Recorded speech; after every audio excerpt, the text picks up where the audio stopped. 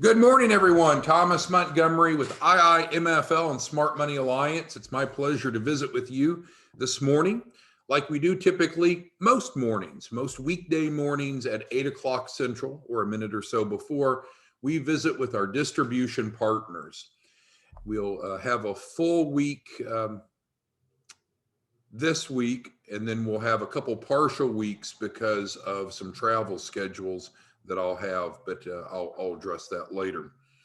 So with that being said, we get together with our three types of distribution partners. There are three types of distribution partners, which you probably are familiar with. You probably could recite this part, but we have affiliates. Who wouldn't want to be an affiliate? It's free, it's easy, you help small business owners access capital, and you make a great income. Get a number of you on today, including Brian, who are just superstars at being an affiliate. Some people just want to be an affiliate. They just want to refer in and get paid. They don't want to have to work with the clients. They don't want to mentor clients, and that's fine. The affiliate role is great. And so with that, the affiliates are focused on our Access to Capital program, which is summarized here, where we take people through a 4-week process.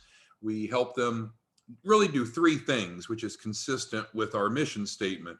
We're going to help them improve their financial literacy over those 3 weeks. Those 4 weeks. We're going to help them improve their credit, both personal and business, and we're going to help them position themselves for access to capital. So the access to capital proposition is incredibly, incredibly strong. It makes the affiliate's job quite easy. What are the main talking points that affiliates emphasize? No upfront cost program offered by a 501c3 nonprofit. No minimum time in business to qualify, no minimum credit scores to qualify to enroll in the program, and also a guaranteed $100,000 capital raise. Those 5 bullets should help you fill your funnel like Brian does. Again, and so affiliates that are not generating at least 1 lead a day, they're really not doing something right, because there's millions of small businesses that want and need capital to start or grow a business. And with those 5 bullets, and all you're asking them to do is fill out the form on your landing page. You don't sell them anything. You don't have to sit down and describe everything to them. You feed them into your landing page. No selling involved. Secondly, we have our credit literacy educators. Yesterday, we spent a lot of time talking about credit literacy, didn't we? We talked about Credit 101. So if you missed yesterday's training, I encourage you to go back and listen to it. So credit literacy educators do not work with the Access to Capital program. Instead, they focus specifically on educating, not selling, and then feeding into Credit Boost.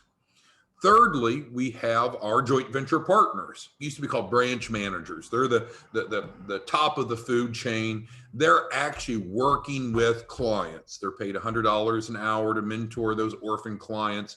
They're writing the key person policies. And like I was visiting with Robert via email this morning, one of our most active joint venture partners. You know, Robert is like a lot of you.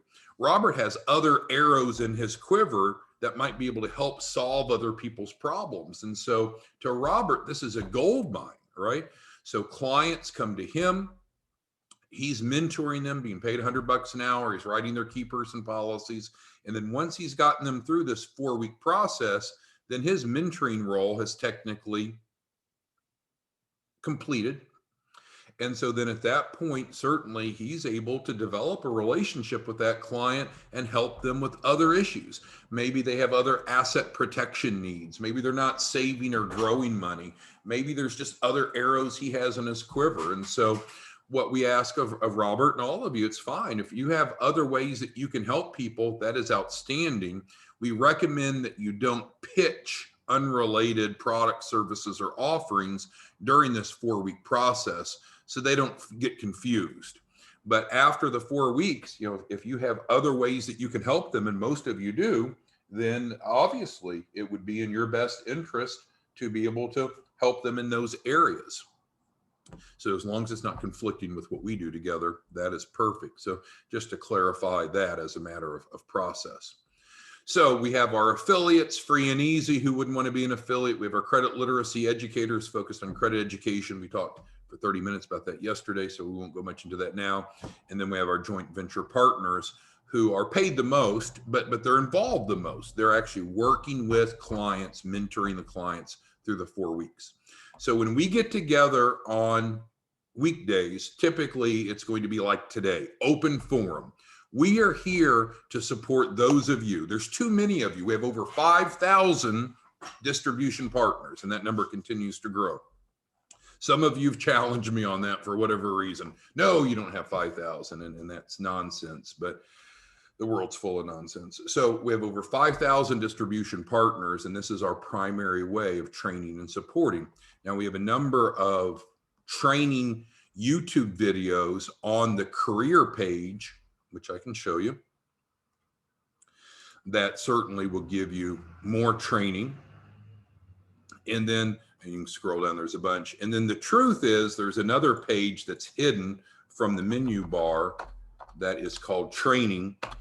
And there's even more training here that you're welcome to view. And we'll be adding a ton more in the upcoming weeks. So the training is incredible, I think, and it's really based around you just going over here and viewing whatever lesson that you want to. But our live and interactive, what questions do you have, what concerns do you have, what support do you need, we primarily do during these 8 a.m. Central Zooms. So what we're going to do is start digging into the questions, comments, concerns that you all have. All right, so John asked, and sometimes we get some people that were offended. We have over 5,000 distribution partners. There's more than one John, right? There's more than one Joe. And so I'll address the person's name respectfully to say, okay, now we're addressing your question. I've had other people come back and say, well, I didn't ask that question. I didn't say that.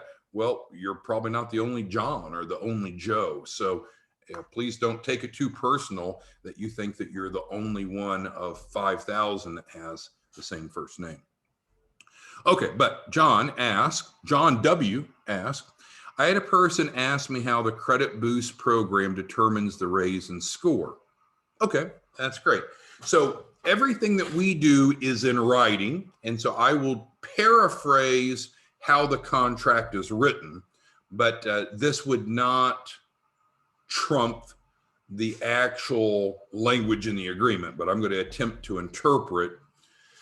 So what happens when someone's in Credit Boost? We have a Credit Boost manager, and she is going to be doing a soft pull monthly with the client's permission, obviously. And so we use Experian FICO version 8, and that's how we're tracking improvement. So around every 30 days, she's going to do a soft pull with the client's permission, of course. And so then be able to measure the delta, the change, the improvement in credit. And then we will invoice the client for that. And then they have a couple of days to pay that invoice for the improvement. So how quickly credit scores increase can be impacted by a variety of variables, of course, some within our direct control, some not. Let's take Monique and let's see if Monique's on this morning. She is. So Monique brought us a client, Lamont. Lamont's a great guy. Just talked to him yesterday.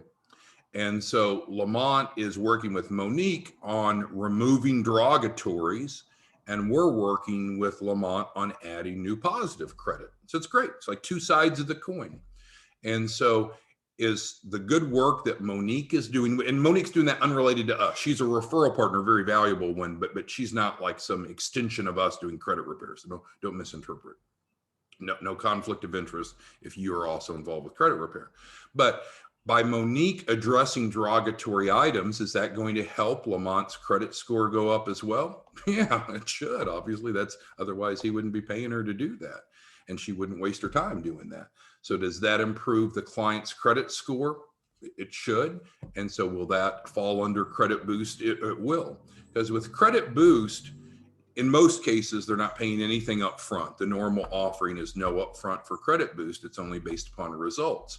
So certainly we do realize, John W., that there are other variables that could impact their score as well. But there's no way that we can go through and identify variables. Well, you paid $100 down on your Sears credit card, so that wouldn't qualify for credit boost improvement. There's no way to do that. So the credit boost agreement is just written very generally. We create a baseline, and the improvement that is recognized very objectively, very quantifiably, is billable. And then you're paid $5, John W. You're paid $5 for every point of credit score increase of the clients that you refer in.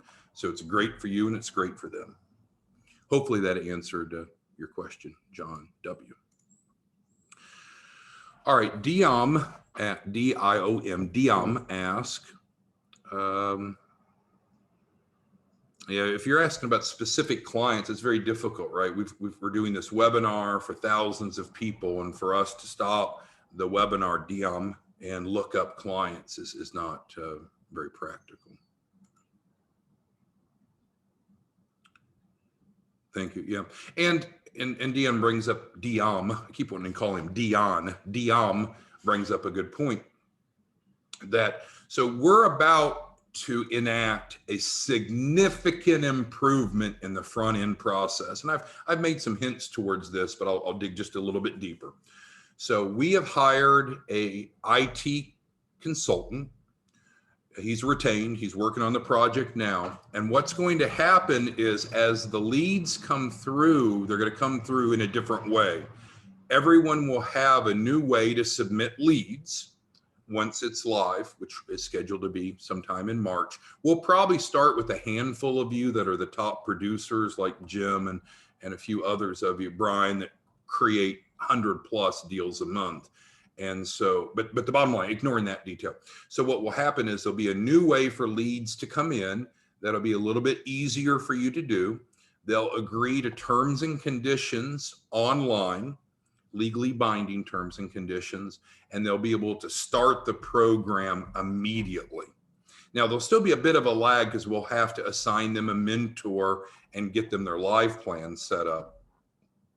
But they'll be able to sign up, have an executed agreement immediately, get their initial onboarding email immediately, and be able to start the process immediately. And so that's going to be much preferable. It reduces a lot of the labor that we're having to put into processing leads. It allows the client to get immediate gratification. Great, I want to sign up. I've signed up and now I've started already. And then also it's going to, it's all built around our CRM. So it's going to be seamless reporting to you. You'll have enhanced reporting. You'll have enhanced feedback. So I don't really have all the details laid out to give to you now. The programmer is working on it, but you're going to really, really like that. So just bear with us for the next couple of weeks. We'll keep clawing away at somewhat a less efficient process, but as soon as that new one launches in March, it will be outstanding and it's going to allow us to sustain this exponential growth that we're experiencing. All right, so yes, and so it's valuable, Diom, if you've not read the agreement that the client's getting, you can certainly get a copy of that and review it. We're very, very transparent. Now soon, it'll just all be on the website, right? Because we'll have terms and conditions and there won't be a DocuSign. It'll just be review this, click that you agree to it, and then let's get started. But yes, if in the meantime, you want to see those terms and conditions, let me know. And people are kind of goofy sometimes. I was talking to a client yesterday and he said, I didn't sign up for Credit Boost. And I said, well, sir, I think you did, but let me check. And I checked and he did. And I said, well, sir, but you did. I'll be happy to send you the Credit Boost agreement, the executed agreement via DocuSign if you'd like. Okay, but I didn't sign it. So I sent it over to him and he signed it. And he was like, well, I didn't agree to $10 a point credit score increase. And I said, but sir, you did. It's not only in the agreement, it's not hidden. It's something you literally had to initial. You could not have submitted it if you didn't initial by, I agree to pay $10 a point improvement. So people are sometimes a little goofy. You know, we love them, but sometimes We just have to educate and love them and embrace them and help them understand how the agreements work. Because I think when we have dissatisfied clients, and let's talk about that. If we have a dissatisfied client, the first thing we want to do is address their concern. We don't want to skip it. We don't want to avoid it. We don't want to ignore it. If a client is not 100% satisfied, we need to assist them in becoming 100% satisfied. So what we've done is we've set up a compliance department. It's almost like a client advocate. So if we have a client that's not 100% satisfied, then we'll assign their file to the compliance department, and the compliance department will say, hey, what's up? What's wrong? Is there something that the company should have done differently to adhere to the contract? Is there something you as a client should have done differently, and attempts to resolve it?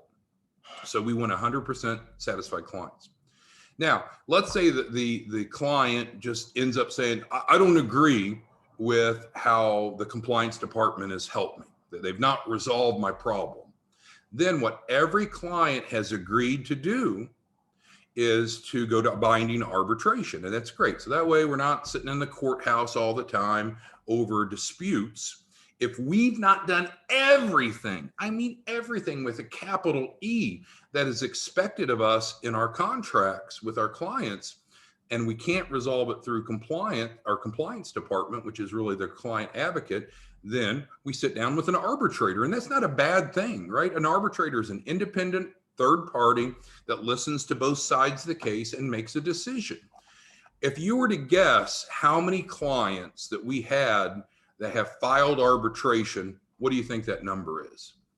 So I'll ask you, we have Beatrice and Anna and April, Anna Marie and April and Barry and Bernard and Billy and Brian and Brian and Brian, 3 Brians, Bruce, Kwong, Diam, John, Joseph, Mark, Monique, Quentin, Randall, Robert, Scott with 1 T, Scott with 2 T's, William, Will, and others. How many arbitration claims or arbitration cases do you think have been filed against us? The answer is 0. Literally 0. Not 1, 0. So does that mean that every client is 100% satisfied? I don't know. All I know is that if they're not satisfied and our compliance department can't address it, then we go to arbitration. And that's not like an independent third party and resolve it. 0 arbitration cases have been filed against us. 0. We've had 1 lawsuit filed against us, a gentleman, smart man out of Florida, and he sued for unearned commissions. Listen to those 2 words, unearned commissions. Not earned, unearned. And so, number 1, we have an arbitration provision, which he should have done, which he didn't. Number 2, we have a jurisdiction issue, which the jurisdiction of all of our agreements is Wood County, Texas, where we're at. He didn't file in our jurisdiction, he filed in his. And so he filed suit. Our attorney, who's based in Texas, couldn't represent us in Florida, so we hired a litigation firm out of Fort Lauderdale and defended the suit, and we won because it was without merit. You can't sue for unearned commissions. You can't sue in the wrong jurisdiction. And if there's an arbitration provision, you can't sue. You have to go through arbitration. So I guess I digress a bit, but the point is we want 100% satisfied clients, 100% satisfied. And if they're not, first step is they work with the compliance department to say, okay, what's wrong? What is not going the way it's supposed to be going, and see if we can resolve it. In most cases we can, and we're certainly not perfect, but we'll do what we can. But if they're still not satisfied with that, they have a contractual obligation to go through arbitration, not to go post ugly YouTube videos or ugly messages or to go complain about it. It's okay. We don't agree. That can happen. We're all adults, and we sit down with an arbitrator. So thank you, Bernard, for your estimate, and Diam, your estimate. But I mean, literally, no arbitration cases. We would love arbitration cases to be filed because we can learn from that. If there's instances where we're not meeting the client's expectations, as stated in the agreement, we want to be held responsible, but arbitration is how that happens. And so I guess I'll just close this point out with, if you have a client that's not 100% satisfied, direct them to the compliance department first. And then if we can't resolve it internally, then we'll get an arbitrator, and the arbitrator will help resolve it. And then it's a binding arbitration decision because the arbitrator is independent. Now, the only cases that we don't go to arbitration is if the client defaults based upon a failure to actively participate or to pay their bills. And in either of those cases, and that's the way the agreement's written, then we go straight to court. So we go to small claims court here in Wood County. We have a justice of the peace who we meet with frequently, met with her yesterday, wonderful woman. And so she is now the conduit for a resolution of payment or active participation issues. So what will happen is the client will fly in probably to Dallas, Fort Worth, or Houston, drive in to court here in Wood County, and then we'll be able to resolve issues that address payment or active participation, which frankly creates a payment due. But other than those issues, arbitration is a commonly agreed and very positive way to resolve issues. And we've had no arbitration provisions filed to date. As of February 25th, 2021, no arbitration cases filed. I don't know if that surprises you or not. I think often when a client's dissatisfied, it's because they're coming up with their own alternative reality. They're not following the agreement. They're just deciding what the agreement should be and then deciding that we should follow their idea of the agreement versus the executed agreement. And of course, we can't do that, because if we did that, we would never know what we're even expected to do. Everybody's just coming up with their own ideas. All right, so let's move forward on more questions. And again, we are here to support you. So this is the time where if you have questions, comments, concerns, you need to be typing those in. All right, Jim's got a concern. Jim's one of our big referral sources. And so one of our joint venture partners that's mentoring some of Jim's clients, which I don't want to mention the individual's name, Jim feels that the mentor is trying to upsell that client. So let's talk about what's happening and kind of the good and the bad with that. So the mentor is saying, hey, by the way, if you would upgrade to Capital Ready Package 3.0, because they came in on access to capital, if you upgraded to Capital Ready Package 3.0, that would provide you the commercial address with no additional cost, it's included, and then also would provide the credit boost without any performance fee. Is that something that you would like to do? And so I think that's very well intended. It's trying to save the client money, quite frankly, right? But we just need to make sure that the client understands that they can continue on the access to capital. They don't have to pay the $2,500 refundable deposit up front. But if they chose to pivot over to the Capital Ready Package 3.0, they would pay the $2,500 up front. But now remember that commission would go to the referral source that brought them in. The referral sources would all leave us if what's happening is the mentor is upgrading people from access to capital to 3.0, and then all of a sudden that cut the commissions out of the referral source. So again, it's fine to help the client save money. And if you see that they might need a commercial address and they might benefit from a credit boost, you would save them money by helping them pivot from access to capital over to Capital Ready 3.0. If we're going to do that, though, that requires a new agreement with the client, because everything that we do with clients must be in writing. Currently, all via DocuSign. Soon we'll be migrating not completely away from DocuSign, but more to online terms and conditions, because that's going to make it quicker and more seamless and frankly, more affordable for us.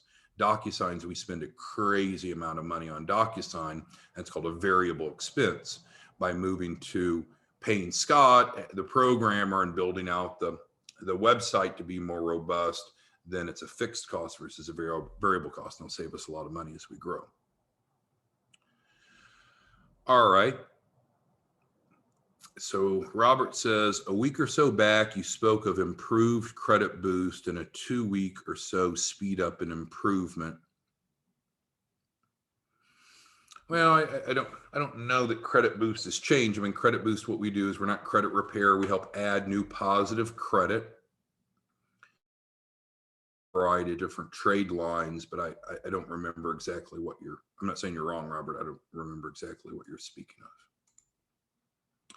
Scott asked a good question about how long it takes. Well, I'm gonna paraphrase Scott's question because I don't think it's asked exactly the way it should be. So I feel like what Scott is asking is, in the access to capital program, how long will their capital raise take? And so here are the answers to that. You know, the total amount of capital raise could certainly be much more than 100,000. We contractually guarantee to work with them until they get at least 100,000. So that's the minimum, not the maximum. Number one. Number two, our process has really tightened. So now between weeks 2 and 3, because week 2, the mentor is going to work with them to help them complete their personal financial statement and submit a soft credit pull authorization. That, along with the other data we've collected, will allow us to identify the preferred first tranche, called FTF, first tranche financing, for a client. So our goal in many cases is to get them their first tranche financing between weeks 2 and 3. However, different people qualify for different types of capital. Some are funded the same day, some not funded in the same day. So depending upon the client's circumstances, how fast that FTF funding comes in can vary. But our goal is to get them funding, at least the process started, between weeks 2 and 3. But again, I don't want to misrepresent. Some types of funding take a little bit longer than others. And then we get through the 4 weeks, we build out the loan package, they've paid their refundable deposit, which generates income for you, of course, and then we can look at their entire capital raise. So most clients, Scott, will have at least 2 tranches of capital raise. First tranche is the FTF, first tranche financing. We have guaranteed financing available. So no matter where they are on the spectrum in terms of credit, time in business, cash flow, we can get them at least a $2,500 0% interest loan, which is enough to at least cover their refundable deposit. But in many cases, people are getting much more than that, and that's giving them extra operating funds. How long, Scott's question was really much simpler than all that. You know, how long is it going to take for their complete capital raise? It varies. You know, I've told you all about the sports complex that we did, and it was $8.2 million, and it took 14 months because there was a lot. It was a brand new construction, had to get a lot of pricing from contractors and estimates, and had to secure the land and use the land as collateral. So, you know, especially larger capital raises, it may not be instant based upon the complexity of the deal. But we should be able to build their loan package out in 4 weeks, which is described here. We should be able to get their first tranche of financing also within the first 30 days, preferably in this span. Thank you, Scott, for that great question. Sorry if I overcomplicated it. All right, so, and what Dion's doing is giving them a $250 discount off the Capital Ready Package 3.0 to incentivize them to sign up now versus later, and that's perfectly fine. That's a smart thing to do. Creating urgency makes sense. Okay, let's see. There's many, DM's got another question. There's many different trade lines, and those trade lines have their own underwriting criteria, and frankly, they're subject to change. So we need to be careful to not act like we're a rep. We're not an SBA loan rep. We're not a business credit card rep, because that would suggest that we are completely up to date with the exact underwriting criteria that's being used as of that conversation. And that's just not possible. There's so many different sources of capital. Even with SBA loans, there's multiple categories of SBA loans. So I don't condone, I don't encourage, I don't support any of us going out and pitching people off of one specific type of capital, because they may or may not qualify for it. We won't know until we go through the 4-week process. And then what you tell them today may be accurate, but it may be different by the time that they apply. So we've got to avoid, we have to maintain a very high level of integrity and transparency. And we don't want to pitch people on specific funding programs or products or loan types, because we don't extend those loans. We're not an SBA lender. We're in the process of becoming one, but ignoring that. We're not an SBA lender, for example. And so we don't issue approvals. We don't issue terms. They might ask you, well, Dion, what's my SBA loan interest rate going to be? And the answer is, I don't know. Let's apply. And upon approval, they will issue you terms and conditions of that loan. We just got to avoid answering questions that's outside of our scope of responsibility. We can explain the process so they feel comfortable in moving forward, but just don't misrepresent and give them answers to things that's either beyond our control or you really don't know. Bernard's got a great question. Yeah, so the Credit Boost program is designed for people that are subprime. It's rare that we have people enroll in Credit Boost that have really strong credit scores, but it's amazing. Sometimes we do. We had someone this morning and they had over a 700 credit score that enrolled in Credit Boost, and there's no upfront cost for that. I think sometimes people with really strong credit want to even continuously improve. And of course, if their score doesn't go up, then they don't have any fees. But I would agree with you, Bernard, that the Credit Boost program is really designed for those individuals that are subprime to help them move to being prime so they can qualify for mainstreams of financing. But we're not going to refuse service. If someone with 750 credit score applies for Credit Boost, it's like, all right, let's do it. We'll work with them. But that's not the norm. All right, and so questions about tracking progress. If you are a joint venture partner by default, and there's a couple of you that are joint venture partners that you don't have any more bandwidth. And we talk about Billy, once you get to mentoring around 160 clients, that means that if you're spending 15 minutes with them a week, that's 40 hours. And so at some point you kind of run out of time.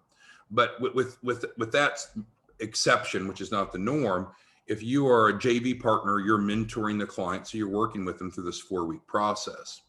If you're simply a referral partner, you're important to us, but you're notified right now under key milestones. Now, again, I mentioned that's going to change because we're developing a new front-end process, but it's not in place yet. It's still under development. So if you're a referral partner like you, Brian, you get notified when they execute the agreement, don't you? Because we copy you on the DocuSign. Again, that'll change in March and it'll be even better. But right now you're notified when they enroll because you get a copy of their executed agreement. So there's no question about that.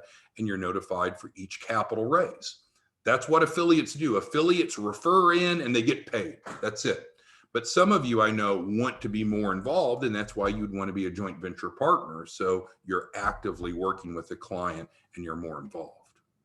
I think that's where conflict can occur, is when we have affiliates that are really signed up just to refer in and get paid, and then all of a sudden they're wanting a much deeper level of involvement. The system's not meant for that.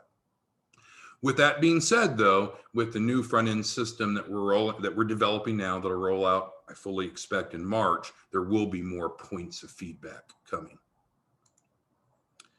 Thank you, Brian. Scott says good information. Thank you, sir. All right, so Timothy asked, if someone is brought in as a referral on the no upfront, maybe in the no upfront cost, and then moves to the 3.0. Yes, so, and this is important for you to understand because this was the concern that Jim had, and it's what I meant to address earlier. So let's just use an example. So Timothy, you refer in a client. Client comes in as access to capital, no upfront cost. They're assigned to Robert. Robert is the mentor. Robert says, hey, based upon your circumstances, it looks like you don't have a commercial address. Looks like your credit's not so good. You'd benefit from credit boost.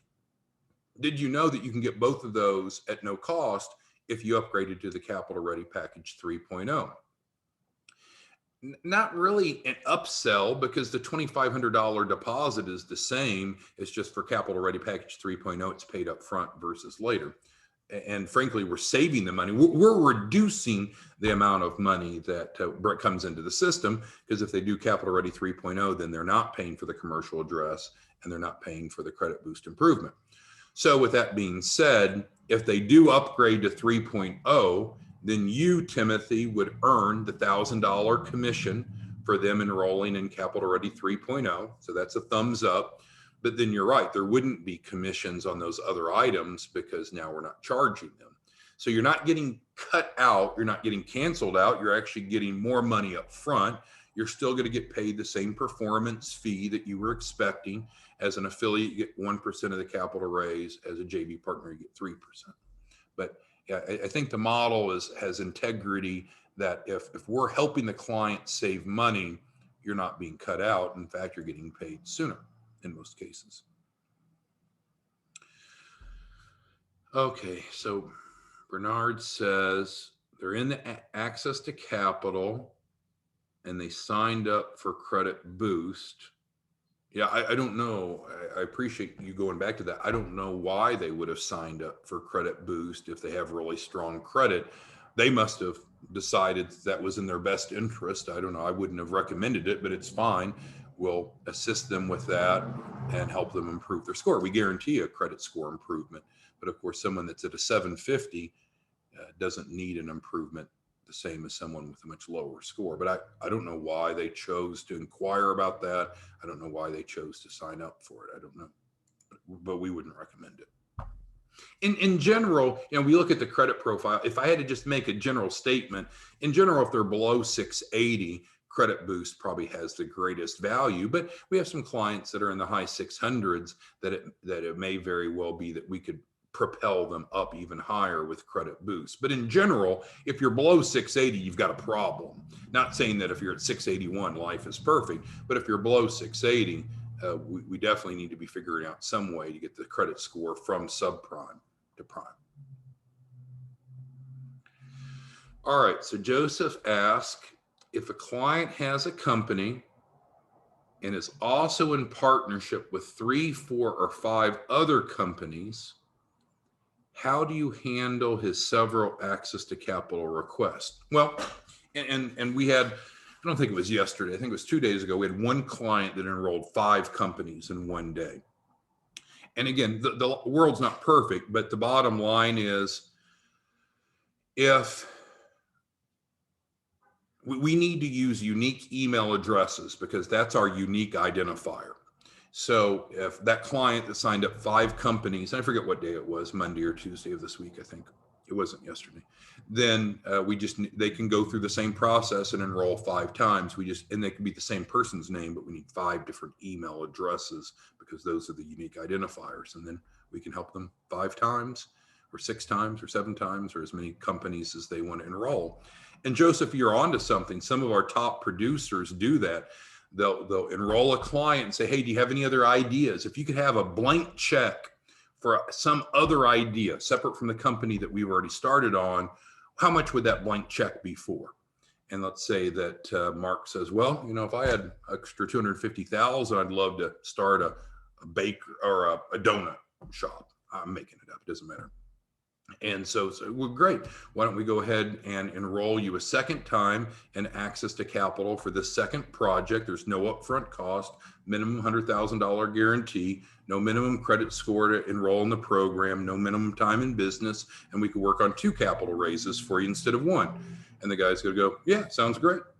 So in many cases, and so that is an opportunity for you to double or triple your volume, not by double or tripling the number of prospects, but just getting the same clients to enroll multiple times if that's what they desire to do. Thank you, Joseph. So Robert's asking, so Robert's the mentor. Let's go back to the example. So Timothy was in this example, the affiliate. Timothy generated an access to capital client assigned to Robert. Robert upgrades them, if you will, to Capital Ready 3.0.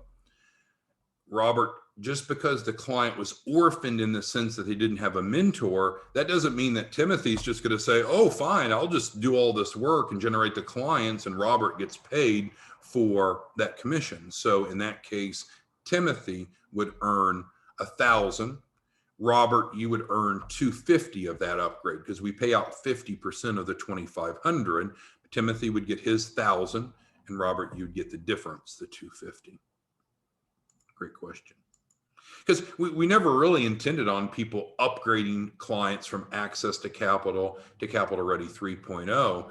And really it's not an upsell. It's actually saving the client money, right? Because the $2,500 deposit is the same $2,500 deposit. We're not charging the client more. We're actually saving them money because now they won't have incremental cost on the commercial address if needed, and they won't have incremental cost on the credit boost. So what Robert's doing is saving your clients money, Timothy, in that example, and you're getting paid sooner.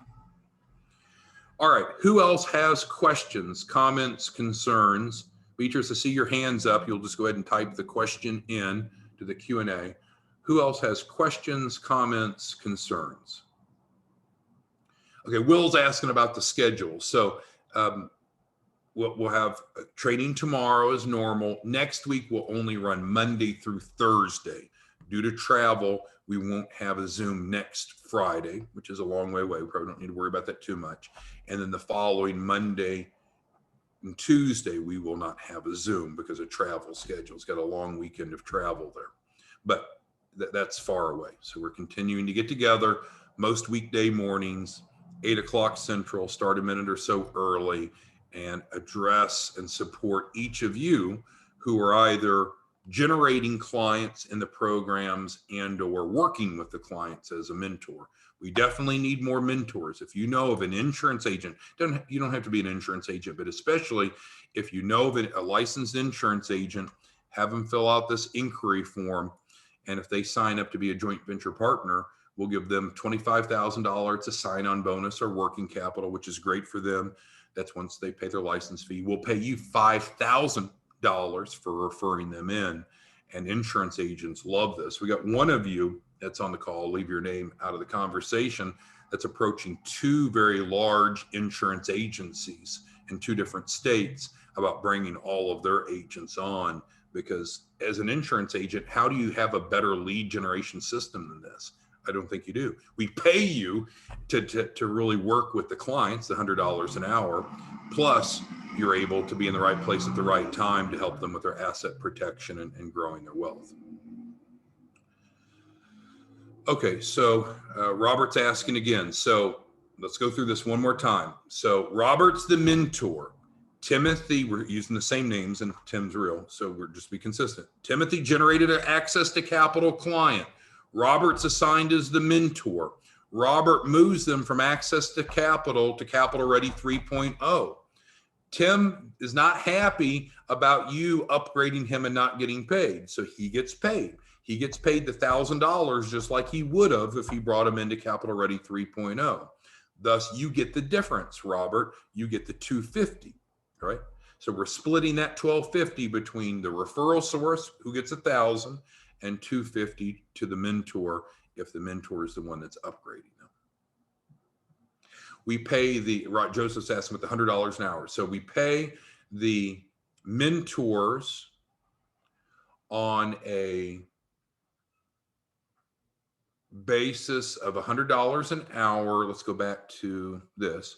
So you're spending 15 minutes a week with them, right? For 4 weeks. And once the client has their FTF, their first tranche financing, then we pay out to the mentor. So we pay the mentors once a month for that role. All right, so Randall's got a question. Let's see what it is here. Yes, Randall. And I keep abbreviating, not trying to leave it out, but yes. So Randall, let's go back to Timothy. So Timothy brought in an access to capital client. Robert's the assigned mentor. Robert helps the client move from access to Capital Ready. We've already addressed Robert will get 250 of that. Timothy still gets his 1,000. What I didn't mean to suggest is that Timothy is losing his 1%. Timothy still gets his 1% of the capital raise. So I wasn't trying to avoid that. I was just answering the part of the question that was asked. So the point is, the referral source doesn't lose out based upon the client pivoting programs. And frankly, if we see this as an issue, we'll just prohibit the client from upgrading because we don't want complexity. We don't want people not getting what they think they should get. And so I'll visit with the board, and maybe the decision will be, no, if you come in access to capital, that's what you're on. Don't upgrade, because we don't want friction or concern with our valuable referral partners like you, Randall, of saying, uh-oh, I'm not getting my fair shake. The model's designed so you're still getting paid the same. But if it's going to cause too much confusion, we'll just eliminate people being able to pivot from access to capital to capital ready 3.0, because we want happy and smooth clients, happy and smooth distribution partner relationships. All right. Well, thanks everyone. We went a little bit long. We'll see you back tomorrow morning, 8 a.m. Central. Thanks. Bye-bye.